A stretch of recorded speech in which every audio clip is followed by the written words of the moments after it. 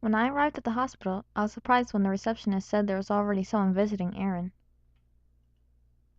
At first, I was glad to hear that, since it probably meant one of his friends had come to drop by for a visit. Even if it was just one of his friends from school, talking to people that he's used to probably would help with his memory. However, when I entered the room, I found it was anything but pleasant. I stopped in the doorway and stared for a moment. My eyes widened as my heart went cold. No clear thoughts passed through my mind, and I couldn't seem to bring myself to take even one step closer. Abigail, Aaron's ex-girlfriend, was seated beside him. She wore a smile that was so obviously fake it made me sick to see it. I knew all too well why they broke up. Quite a while before we got together, she was a manipulative girl who never really loved him. The idea that the lasp in his memory would make him think she was his real girlfriend. I found myself shuddering at the thought. Oh, Amy, good morning. Hmm? Who are you? I didn't reply, simply staring as the reality of the situation sank in. Abigail knew perfectly well who I was, and she was just acting. She's a friend of mine. She came here to visit me yesterday. Oh, I see. Don't you know who I am, Abigail? Well, I don't think I'd remember someone as ordinary looking as you. Excuse me? You heard me. Why? Have we met before? I once knew someone like this in my school. I know what she's up to. She's not gonna get away with it. You shouldn't even be here. Don't pretend you don't know who I am. Aaron glanced between us, looking somewhat bewildered. I'm Aaron's girlfriend. Why wouldn't I be here? After what happened, he needs all the tender love and care he can get. Abigail smiled as she placed her hands around his, though her eyes remained unchanging. You don't belong here. You dumped Aaron for some other guy with more money. What? Abigail glared at me and shook her head disapprovingly. Aaron, don't pay any attention to her. She's confusing me with someone else. I don't know what she's talking about. She's lying to you. She isn't really here to take care of you. I don't understand. There's nothing to understand, honey. Like I said, don't pay any attention to her. Abigail leaned forward and gently kissed Aaron's cheek. Looking reassured, Aaron shook his head slightly. No. You fucking bitch. I hate you.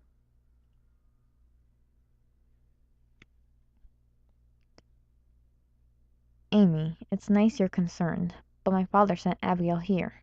She's been very helpful and kind to me. Seriously? You really mean that? I wasn't entirely surprised that the usher was the one behind her reappearance. I see. Well, I'm sorry I bothered you too. Without another word, I left the room with tears starting to form in my eyes.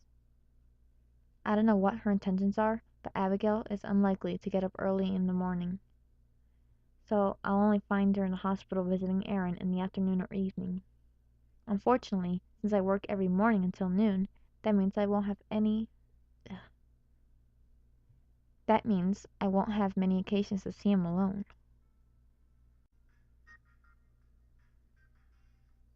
Let's just do this. Okay. Yeah, I was just about to go home.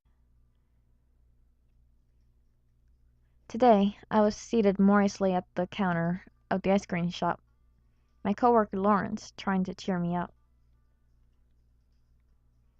I nibbled meditatively at my chocolate ice cream cone, trying not to feel like my entire life had changed without my control or consent.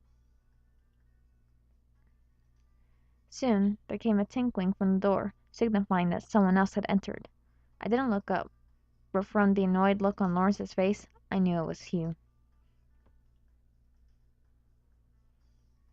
Huh, who's this? Hugh is an immature boy that often hangs around some of my friends. He's always around me, but I'm not really sure what he wants from me. Amy, babe, what's cooking? Besides you. Hugh, stop. Now's not the time. Hugh looked from Lawrence to me and did a double take. Whoa, you don't look so good. What's wrong? Your dog died? I didn't reply, and Lawrence gave him another dangerous sort of look. Hugh seemed to deflate a little. No, seriously, what's wrong? I'm gonna ignore him. I couldn't bear to say anything. Saying out. Ugh. I couldn't bear to say anything. Saying it out loud would only eliminate any hope I had left of the whole thing was not true, only a dream.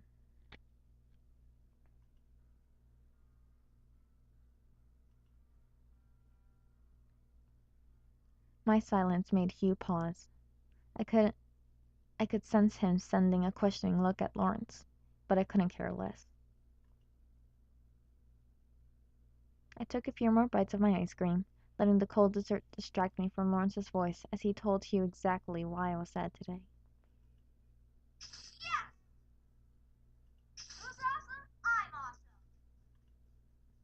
I didn't go here yet, so...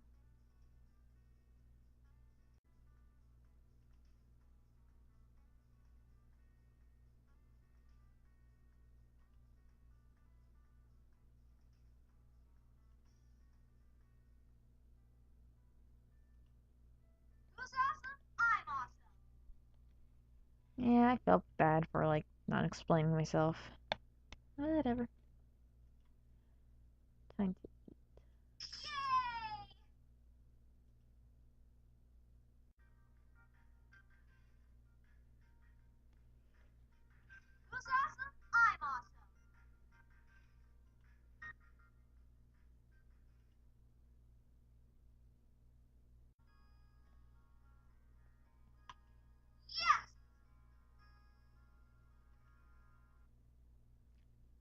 Ah, the weekend. I can relax and do anything I like today. If I really need more money, I can still do overtime at the ice cream shop. Ooh, yay, the whole day to myself.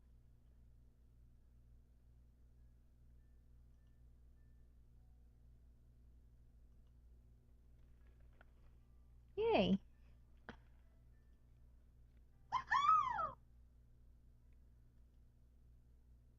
Oh no, Abigail came to visit Aaron.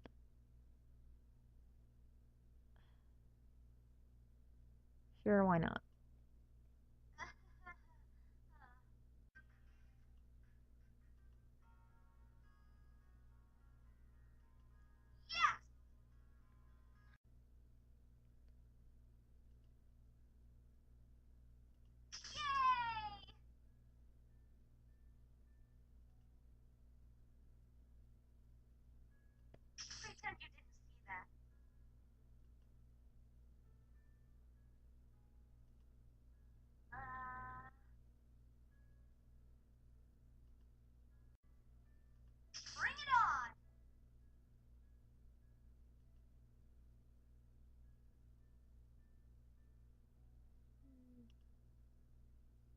Here, real quick.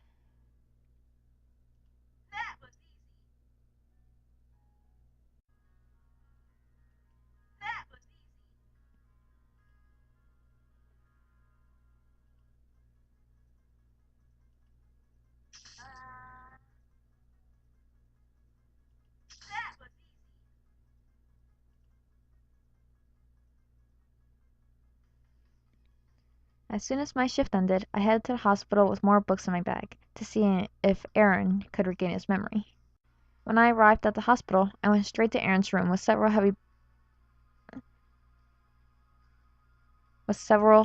heavy bags of books in my arms. I was surprised to find quite a crowd gathered in his room. In addition to Abigail, his scornful ex-girlfriend, Asher, was there as well. Good morning, everyone. Amy. Oh, you're back again? I was surprised by their cold reactions, and saw by the mascara running down Abigail's face that she had been crying. She still looked distressed, but I remained skeptical of the legitimacy of her reactions. She had been a heartless scam of a girlfriend when they were together, and I doubted that she had changed her ways at all in the time they were apart. I brought some books for Aaron. He can't read on his own. He'll get a headache. That's okay. I plan to read them to him. Abigail offered to as well. Maybe I should be the only one to read to him until he's well enough to read on his own. What? Why? If I may interject, I know I have been away for too long, considering my son's condition, but I can't say I forgive you for your recklessness, Amy. What on earth do you mean?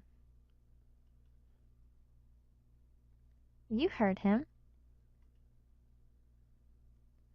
I don't know exactly what happened, but I do know that you two should have been more careful. You may not realize the severity of this since you were barely injured, but Aaron's suffering from great pain, both physically and psychologically, because of you. That's a little harsh. I felt almost dizzy at this accusation. It was terribly upsetting, and hardly made any sense.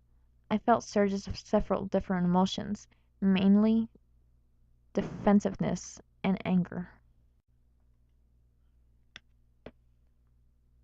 After all that happened, even if I didn't believe it was true, it was the very last thing I wanted to hear. I'm sorry if this sounds harsh, but if you're really worried about him, then you really shouldn't be talking about the accident right now. Do you think he likes hearing about this all the time? As I said, I apologize if I'm being too blunt, but it's true. The accident was exactly that, an accident.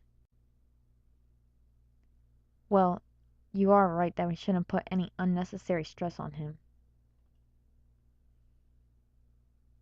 If you two want to talk to me further, let's do it elsewhere, okay? Very well then. Aaron? Yes. I'm sorry for bringing this up right now. Please get adequate rest here so you can recover faster, my son.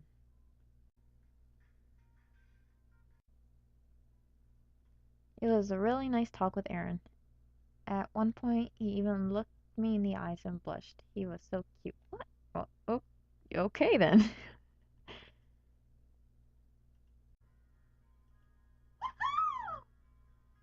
Well, see you in the next episode.